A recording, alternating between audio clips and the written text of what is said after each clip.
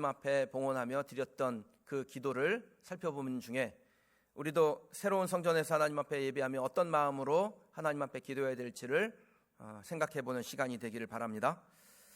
요즘 그 교회를 건축하고 제가 이곳으로 이제 우리가 오늘 6번째 예배잖아요. 6주차 이제 들어갔는데 이전에 제가 안 하던 거를 많이 합니다. 뭘 할까요? 청소를 많이 합니다. 아무튼 열심히 해요. 틈만 나면 합니다. 이 동네가 바람이 얼마나 많이 부는지 문만 열어놓으면 무슨 나뭇잎이 쳐들어옵니다. 밤이면요 벌레들이 쳐들어옵니다. 얼마 전에는 그 개미떼들이 교회를 방문했는데 얼마나 많이 왔는지 여왕개미님 이사 가시는 줄 알았어요. 아침에 죽은 개미들을 쓸어냈는데 쓰레받기로 한 바가지를 쓸어냈어요. 제가 며칠 전에 신방을 마치고 1층에 그 기도실이 있잖아요. 지혜샘에 들어가서 기도를 하려고 들어갔는데 벌레들이 좀 이렇게 보이더라고요. 그래서 이 벌레를 좀 쓸어야겠다 생각하고 불을 딱 켰는데 이 기도실이라 좀 어둑어둑하게 이 십자가에 불만 켜놓고 이렇게 있는데 불을 켜니까요 경악을 할 일이 있어요. 이 구석에 곰팡이가 폈는데 얼마나 많이 곰팡이가 폈는지, 그래서 락스 바르고 닦고 씻고 제습기 돌리고 해서 일단 뭐 좀 정리를 했습니다. 이 기도실은 기도할 분위기를 내기 위해서 거의 불을 켜지 않으니까 환기도 잘 안 되고 또 빛이 없으니까 이 곰팡이들이 여기가 좋사오니 하고 거기에 자리를 잡은 겁니다. 그걸 보고 제가 좀 깨달은 게 하나 있었습니다. 죄와 곰팡이는 매우 비슷한 습성을 가지고 있다라는 겁니다. 어둠을 좋아합니다. 환하게 드러난 곳에는 있지 않아요. 하여튼 어둡고 소통이 되지 않고 막혀져 있는, 감춰지고 눈에 보이지 않는 곳에 머물기를 좋아해요. 죄와 곰팡이는 똑같아요. 곰팡이가 어두운 곳에 몰래 피듯이, 그러면 죄의 특성은 빛과 함께하지 않는 것입니다.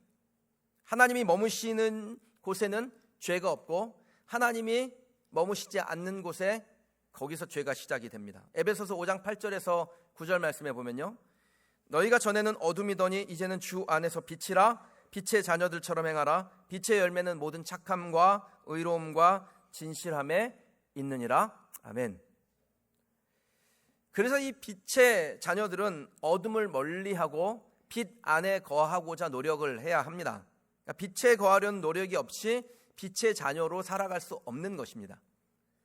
우리는 근본적으로 빛의 자녀들이죠. 하나님께서 예수 그리스도를 통하여 우리에게 보혈로 덮으셔서 우리는 그때부터 의로운 자로 빛의 자녀가 되었습니다. 그래서 빛의 자녀들이 어둠에 거하면 삶의 문제가 생기는 거예요. 모든 것이 다 죄로 인해서 오는 것은 아니지만 우리 일상에서 일어나는 많은 문제들의 대부분은 죄로부터 시작이 됩니다. 죄가 우리의 삶의 문제를 일으킨다라는 것입니다. 그러므로 빛의 자녀들이 어둠과 사귀면 그 삶의 문제가 일어날 수밖에 없는 것이 원리예요. 35절 말씀 우리 같이 한번 좀 읽어보실까요? 읽겠습니다. 만일 그들이 주께 범죄함으로 말미암아 하늘이 닫히고 비가 없어서 주께 벌을 받을 때에 이곳을 향하여 기도하며 주의 이름을 찬양하고 그들의 죄에서 떠나거든. 아멘. 네. 그럼 이사 오시고 난 다음에 잊어버리셨나 봐요. 항상 하나님의 말씀이 들려지고 나면 그것이 여러분의 말씀이 되셔야 되니까 아멘으로 받는 훈련을 하시기 바랍니다. 성경은 우리의 삶에 문제가 일어나는 것이 죄로 인함이라 라고 말씀합니다. 주께 범죄함은 여러분에게 항상 열려 있어야 될 하늘의 문을 닫게 만든다라는 겁니다. 만약에 여러분이 살다가 내 삶에 하늘의 문이 닫힌 것 같다라는 생각이 드세요? 그러면 버티지 마세요. 안타깝게 자기의 삶에 문제가 생겼는데 하나님께 즉시 돌아온 것을 하지 아니하고 버티는 분들이 계세요. 왜 그런지 모르겠습니다. 이거 창피해서 그런가요? 하나님 앞에서 자존심을 세우는 것인가요? 그럼 버티면 버틸수록 손해봅니다. 내 삶에 문제가 생겼다, 그래서 하늘의 문이 닫혔다라는 것을 여러분 발견하시게 되면요, 즉시 하나님께 엎드리기를 하십시오. 하나님은 착한 사람을 찾고 계시지 않습니다. 제가 이렇게 말씀드리면 좀 오해가 될 수 있을 것 같아서 정리를 해드리는데, 우리는 착해야 되죠. 하나님 앞에서 착한 사람 되어야 해요. 사람들에게 착한 사람 되어야 합니다. 그런데 우리가 아무리 착한들 하나님의 기준에 부합될 수가 없습니다. 그러니까 아무리 세상 가운데서 착하다는 소리를 들어도 하나님이 보실 땐 그는 죄인이에요. 그래서 착함을 통해서 하나님 앞에 인정받는 것이 아닙니다. 우리는 하나님의 은혜를 구함으로 하나님의 백성이 됩니다. 하나님께서 내 죄를 사하시도록 주께 구함으로 인하여 저와 여러분들이 하나님의 은혜를 얻고 그 은혜 얻은 사람이 구원받는 것입니다. 그러니까 하나님이 찾는 사람은 어떤 사람이에요? 하나님의 은혜를 구하는 사람, 회개하는 사람을 찾습니다. 그러므로 아무리 큰 실수가 있어도 그 자리에서 납작 엎드리면 그의 인생은 엎드림돼요. 여러분 엎드리기를 잘하세요. 그럼 엎드리면 됩니다. 저는 개인적으로 야곱이라는 사람을 별로 좋아하지는 않습니다. 성경에 나오는 많은 인물들 중에서 가장 얍삽한 인간이 야곱이에요. 뒤통수를 치다 못해서 하나님의 뒤통수까지도 치려고 했던 그런 사람이었습니다. 그런데 이 야곱이 결정적인 순간마다 하나님의 은혜를 얻습니다. 어떻게 하나님까지 잘 속여 먹으려고 하고 배신 때리고 그렇게 얍삽한 야곱에게 위기의 순간순간마다 하나님께서 은혜를 베푸셨을까요? 화장실 갈 때와 나올 때의 마음이 다른 사람이에요. 한두 번도 아니고 여러 번 속여 먹는 그에게 하나님이 은혜를 허락하신 이유가 뭐겠습니까? 엎드림 때문입니다. 야곱이라는 사람의 장점이라고도 할 수 있는데요, 잘 엎드려요. 문제가 생기면 그는 버티지 않습니다. 형과 아버지를 속여 먹다가 걸려가지고 바다나 아람으로 쫓겨날 때 형이 무서워가지고 사람 사는 곳에, 인적 있는 곳에 가지도 못하고 그냥 길거리에서 노숙을 했습니다. 그렇게 노숙을 하는 중에 하나님 아버지께서 그를 찾아오시죠. 그때 야곱이 한 일이 뭡니까? 하나님, 왜 나를 이렇게 고통 가운데 밀어넣으셔서 왜 나한테 이런 일을 하셔서? 이러지 않습니다. 하나님을 딱 보는 순간 하나님께서 여기 계셨는데 내가 알지 못했습니다. 그리고 납작 엎드려요. 거기에 제단을 쌓습니다. 그것 때문에 하나님께서 바단 아람에서 이 야곱을 지켜주시죠. 세밀하게 지켜주세요. 가나안 땅에 돌아와서 형 에서가 군대를 일으켜 군사를 일으켜 자기에게 온다라는 소식을 듣고 이 야곱이 머리를 굴립니다. 정말 하는 짓을 보면 우직하지가 않아요. 혹시 형에게 공격을 받으면 조금이라도 살아남아야겠다 생각하고 자기의 재산을 식소를 두 대로 나눕니다. 한쪽을 공격하면 한쪽이라도 얼른 도망치려는 속셈이죠. 게다가 진짜 얍삽해요. 자기 가족들은 두 대로 나눠서 야복강 나루를 건너게 하고 자기는 안 가요. 원래 자기가 먼저 가야 되는 거 아닙니까? 가장이면 가서 죽든지 살든지 거기서 승부를 내야 될 텐데 가족은 다 강 건너 보내놓고 자기는 건너지 않고 강 나루터에 머뭅니다. 그러던 중에 하나님께서 이 야곱을 찾아오시는데 야곱이 거기서 납작 엎드립니다. 하나님의 도움을 구해요. 어떻게 됩니까? 하나님께서 너 또 그러냐? 너 습관성이냐? 너 상습범이지. 그러지 아니하시고 그에게 만국의 아비 여호와를 이긴 자라는 이스라엘이라는 이름을 이 야곱에게 줍니다. 자, 이 정도 했으면 그만해도 될 법한데 이 야곱이 옛 습관을 버리질 못해요. 처음 가나안을 떠날 때 이 야곱이 하나님 앞에 베델에서 하나님을 만난 그곳에서 서원한 것이 있었습니다. 거기에 안전하게 돌아오게 하시면 내가 이곳에 제단을 쌓고 주께서 주신 소유의 10분의 1을 하나님 앞에 드리겠나이다. 이렇게 서원을 했습니다. 그곳을 베델이라고 불러요. 하나님의 집, 하나님을 만난 곳이죠. 그런데 가나안으로 돌아온 다음에 이 야곱이 베델로 가질 않습니다. 가야지 하면서 가지를 않아요. 가면 뭘 해야 될지 뻔히 아니까 안 가는 거예요. 그렇게 10년을 버팁니다. 기다리다 하나님이 어떻게 하십니까? 범죄한 그의 인생에 큰 문제가 일어나도록 그냥 내버려 두세요. 마귀가 역사하도록 내버려 둡니다. 그래서 그의 가족들이 몰살당할 위기에 빠지게 되지요. 그때 이 야곱이 선택한 것이 무엇이냐면 자기에게 있는 모든 우상을 버리고 의복을 정결하게 하고 하나님과의 약속을 지키기 위해서 베델로 올라가는 선택을 합니다. 그러자 하나님께서 이 야곱을 도우사 사면 고울들을 두렵게 하셔서 야곱의 가족을 쫓는 자가 없게 하셨습니다. 위기를 벗어나게 하신 거예요. 근데 거기서 끝이 아닙니다. 하나님께 와서 제단을 쌓고 서원을 지키니까 하나님께서 하신 일이 있어요. 야곱이 바단 아람에서 돌아오매 하나님이 다시 야곱에게 나타나서 그에게 복을 주시고 하나님이 그에게 이르시되 내 이름이 야곱이지만은 내 이름을 다시는 야곱이라 부르지 않겠고 이스라엘이 내 이름이 되리라. 열국의 아비가 되는 그 약속, 야복나루에서 하나님께서 주셨던 그 약속, 10년 전에 주셨던 그 약속을 다시 한번 갱신시켜 주세요. 회복시켜 주셨다는 겁니다. 혹시 빛의 자녀임에도 불구하고 순간 어둠 안에 머물고 계시는 분이 계세요? 삶에 문제가 일어나는 분이 계세요? 여러분, 하나님으로 하여금 여러분을 버려둠, 이걸 영적 유기라고 해요. 신학적 용어로. 그렇게 하지 아니하도록 돌이키시기 바랍니다. 버티지 마세요. 하나님 앞에 체면 차릴 거 없습니다. 그냥 납작 엎드리는 거예요. 그러면 삽니다. 길이 열립니다. 무엇보다도 하나님의 약속이 갱신이 됩니다. 우리에게 주신 그 약속, 하나님께서 우리와 함께 하시며 우리를 지키시며 하나님의 백성으로 열방 가운데 세우시겠다는 그 약속이 갱신이 됩니다. 이것이 영적인 원리예요. 여러분, 원리라는 것은 과학적이고 규칙적인 거예요. 환경과 상황에 따라서 변화되는 다른 값을 내는 것은 원리가 아닙니다. 원리는 늘 그대로 그 결과를 만들어내는 것이죠. 하나님의 약속은 매우 원리적입니다.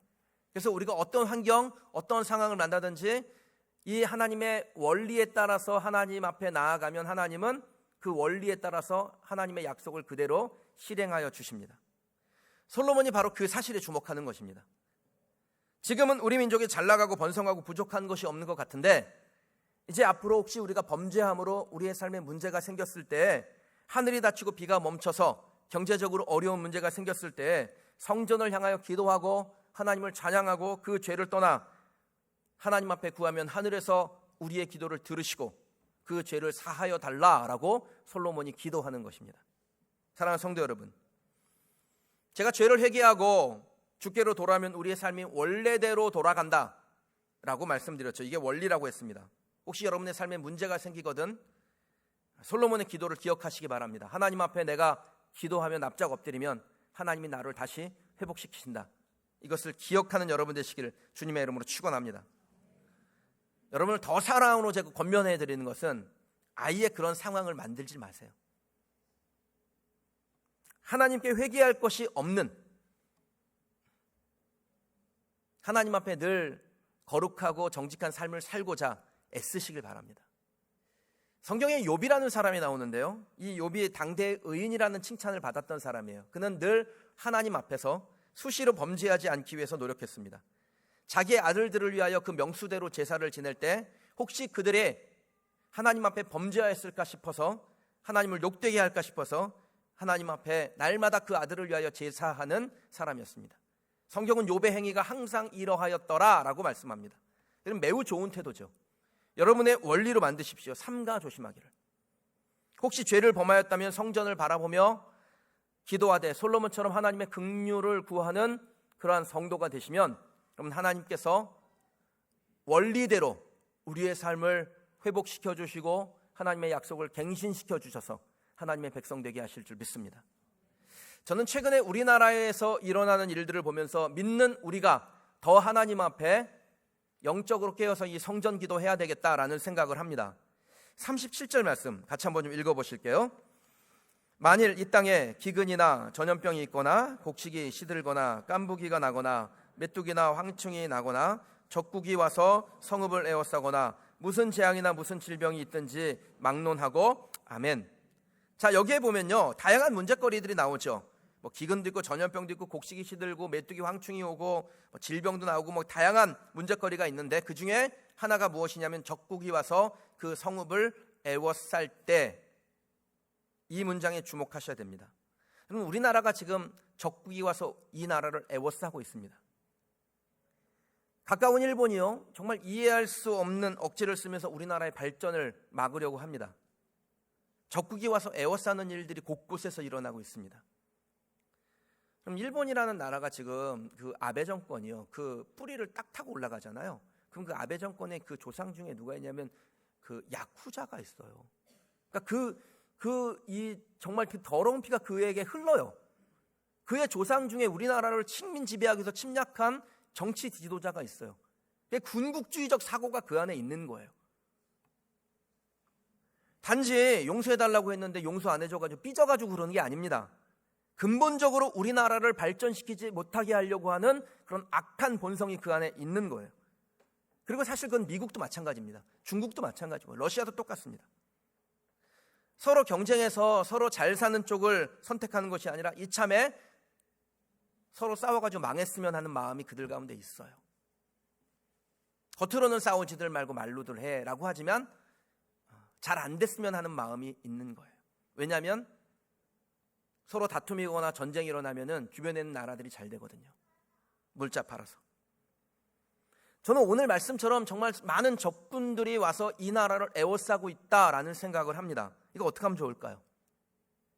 오키나와 관광 안 가고 유니클로 안 입고 이지방 시보리 맥주 안 마시고 마셨어요. 왜 웃어요? 포카리 스웨트 안 마시고 그러면 이깁니까? 여러분 결기를 보일 수 있을지는 모르겠지만 이걸로 이기는 게 아닙니다. 저도 존경하지만 우리 이순신 장군이요, 소신에게는 아직 12척의 배가 남았나이다. 그럼 이건 매우 부끄러운 고백이죠. 그렇게 국방비를 퍼부었는데도 12척의 배밖에 안 남았다는 것은 진짜 부끄러운 거예요. 정신 바짝 차려야 돼요.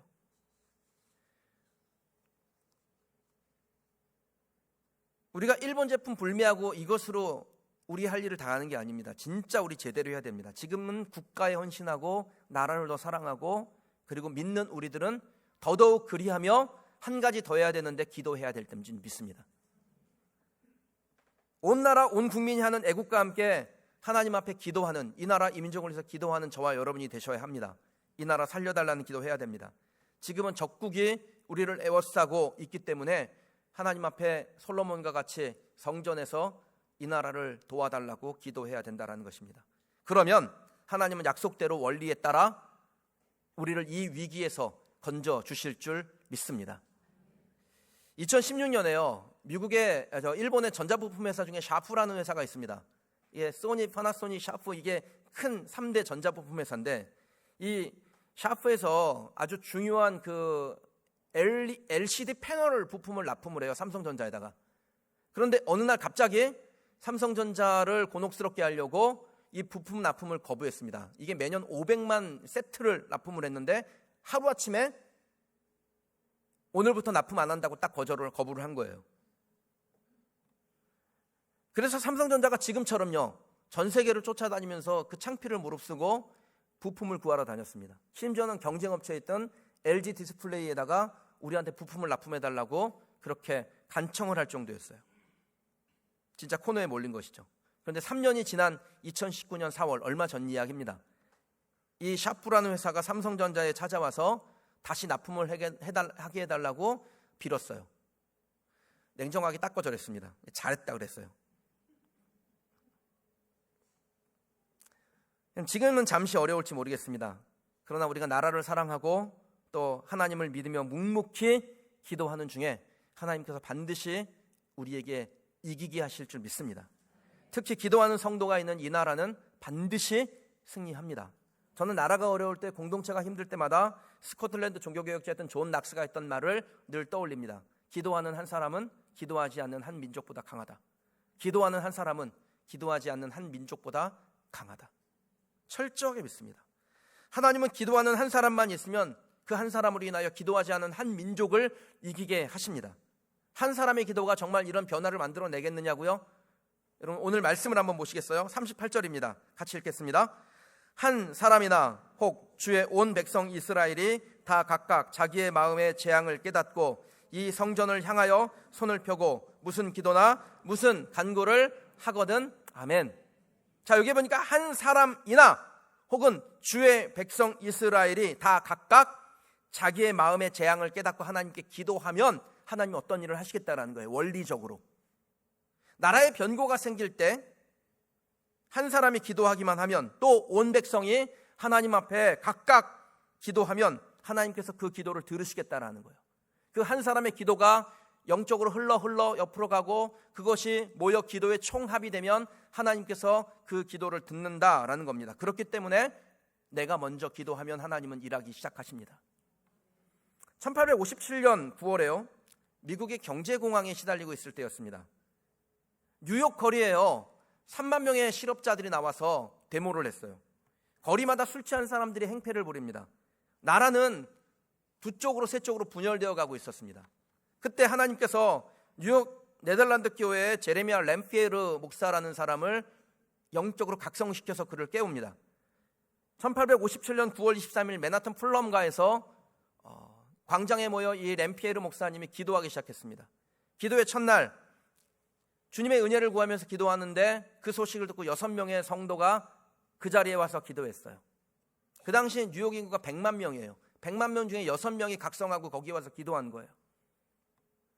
그런데 그 기도가 멈추지 않으니까 그 다음 주에는 20명, 40명 인원이 늘어나기 시작했습니다.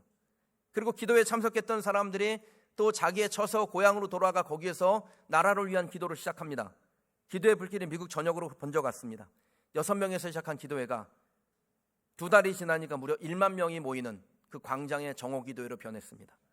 상인들이 모여서 자기의 죄를 고백해요. 우리가 하나님을 사랑하지 아니고 돈을 사랑했습니다. 우리가 하나님을 무시했습니다. 우리의 죄로 말미암아 경제공황이 왔습니다. 우리의 죄를 용서하시고 우리를 다시 살려주시고 하나님이여 부흥을 주시옵소서.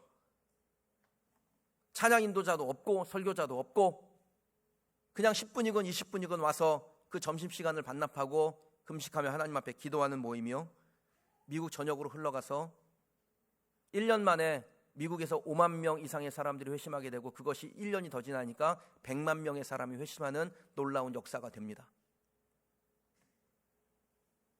그리고 미국은 경제공황으로부터 자유를 얻고 하나님의 위대한 역사를 경험하게 되었습니다. 제레미야 램피에르, 한 사람의 기도가 나라를 구하는 시작이 되었다라는 겁니다. 그럼 지금 우리가 할 일이 뭡니까? 각자 자기의 자리에서 성전을 향하여 하나님 앞에 기도하는 것입니다. 믿는 우리가 하나님의 기도하는 것입니다. 나 한 사람 기도한다고 무슨 변화가 있을까? 그럼 그렇게 생각하지 마세요. 그거는 성경을 불신하는 거예요. 오늘 우리가 읽은 말씀에 뭐라고 말씀합니까? 한 사람 또는 온 백성이 하나님 앞에 기도하면 하나님께서 그 기도를 듣고 이 나라를 건져주시겠다라는 것이 오늘 우리가 읽은 약속의 말씀이에요.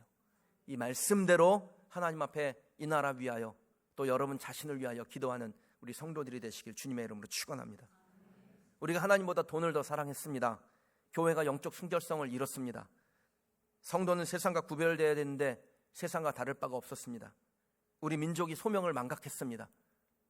구원방주의 소명, 세계선교의 전진기지의 소명, 제사장 나라의 소명을 망각했습니다. 우리의 죄를 용서하시고 우리를 다시 살려주시고 하나님이여 우리를 부흥케 하옵소서.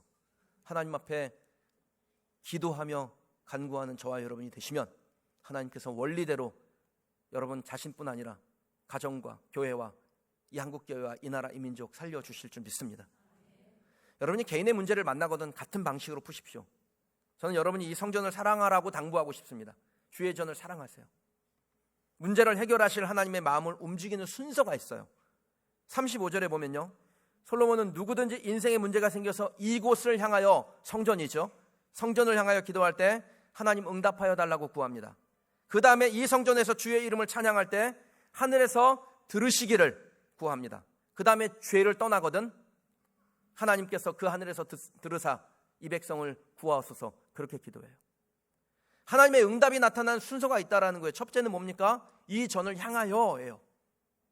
둘째는 그곳에서 하나님을 찬양하며입니다. 셋째는요, 죄를 떠나는 것입니다. 여러분의 삶에 문제가 일어나면 그것은 하나님께서 우리에게 깨닫게 하시는 하나님의 메시지인 것이고요, 그 메시지 앞에서 우리는 하나님이 원하시는 믿음의 반응을 해야 됩니다. 저는 여러분의 삶에 문제가 일어나지 않기를 원합니다. 담임 목사로서 특히 이 교회를 개척한 개척자로 또 이 개척의 위대한 역사에 동참한 믿음의 동지들인 여러분들이 삶에 어려움이 없기를 원합니다. 이게 제 솔직한 심정이에요.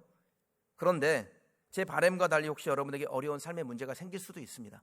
여러분, 그때 때론 죄악으로 인하여 그런 문제가 생겼을 때, 그때 저는 여러분들을 위해서 이렇게 기도하겠습니다.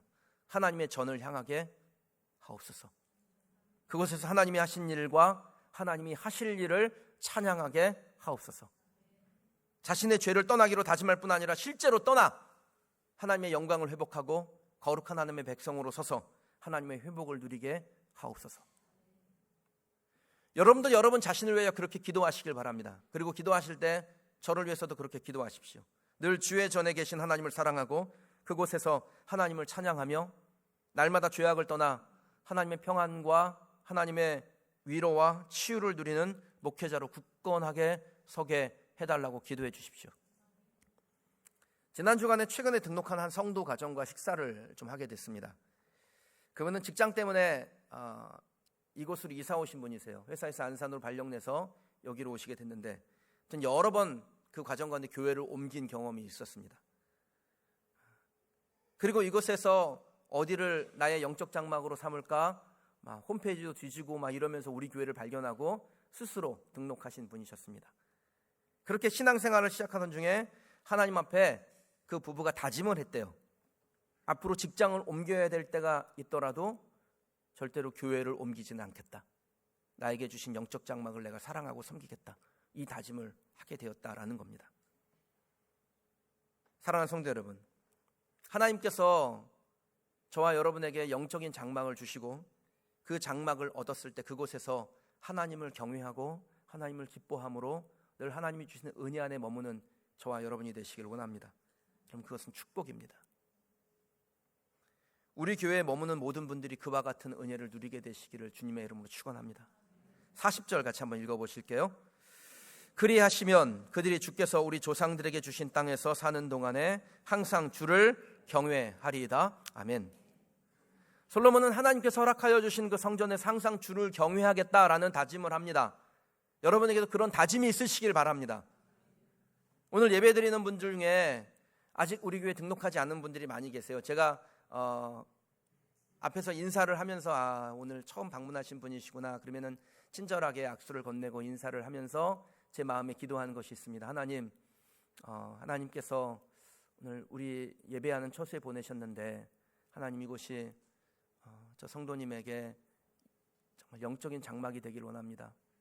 그러나 하나님의 뜻이 다른 곳에 있다면 하나님 속히 하나님께서 쉼을 얻고 위로 얻고 비전 얻고 도전하시는 영적인 장막을 주옵소서 기도합니다. 여러분이 머물며 항상 주를 경외할 교회를 정하셔야 됩니다. 그것이 우리 교회가 아닐 수는 있습니다. 그러나 반드시 여러분에게 그와 같은 교회가 있으셔야 합니다. 정말 여러분의 안식과 하나님 주신 비전을 확인하고 발견할 수 있는 교회가 있으셔야 해요. 그래야 그곳에서 하나님을 경외할 수 있습니다. 영적 장막을 정하지 아니하고 하나님을 온전하게 경외한다는 것은 어려운 일입니다. 그래서 권면드리는 것은 아직 교회를 정하지 못하신 분들은 꼭 내 영혼의 쉼을 얻을 수 있는 나의 장막을 정하십시오. 그곳에서 하나님을 만나는 기쁨, 그리고 하나님을 만나는 사람을 만나는 기쁨을 누리는 성도가 되시길 원합니다. 말씀을 맺겠습니다. 시대가 어려울수록 하나님의 메시지는 매우 강렬합니다. 우리가 살아가는 이 시대에 어려움이 있습니까? 그건 하나님이 우리에게 주시는 메시지예요. 그 메시지를 듣고 머뭇거리지 아니하고 믿음의 반응을 하는 사람은 하나님의 메시지로 인하여 삶의 변화를 얻고 그 변화를 얻은 사람은 하나님과 동행할 수 있습니다. 혹시 여러분의 개인의 삶에 어려움이 있습니까? 우리 공동체에 어려움이 찾아옵니까? 혹은 이 나라 이 민족 가운데 어려움이 있습니까? 그런 건 하나님의 메시지가 함께 주어진 것입니다. 주어진 메시지 앞에 믿음의 반응을 하셔야 합니다. 성전에 와서 성전이 되어서 성전의 기도자로 하나님 앞에 서는 것입니다. 거기서 주의 회복을 경험하는 저와 여러분 되시기를 주님의 이름으로 축원합니다. 하나님은 우리를 실망시키는 분이 아닙니다. 저는 하나님이 한 번도 우리를 실망시키지 않았다라고 믿습니다. 오늘 제가 아는 후배 목사님이 휴가를 맞아서 교회를 좀 방문해서 예배드린 중인데 잠시 담소를 나눈 중에 그런 말씀을 저한테 하세요. 목사님 계획하신 대로 하나님이 다 하셨네요. 이건 저만의 일이 아닙니다. 이건 여러분에게도 동일하게 하나님께서 하시는 일입니다. 여러분이 하나님 앞에 계획하면 그리고 그 죄를 떠나고 하나님을 찬양하고 주의 전을 향할 때 하나님은 하나님의 계획을 우리의 삶에 이루어 주시는 줄 믿습니다. 신실하셔서 지금도 하나님의 약속이 성실하게 이행되고 있습니다. 솔로몬의 성전의 기도에 응답하신 하나님, 저와 여러분의 하나님이신 줄 믿습니다. 우리는 하나님의 하나님 되심을 보게 될 것입니다. 하나님의 전을 향하여 그 전에서 주를 찬양하며 우리의 죄악을 떠나 하나님 앞에 하나님의 자녀가 되기로 결단하는 오늘 이 시간 되시기를 주님의 이름으로 축원합니다. 주신 말씀 놓고 함께 기도하겠습니다.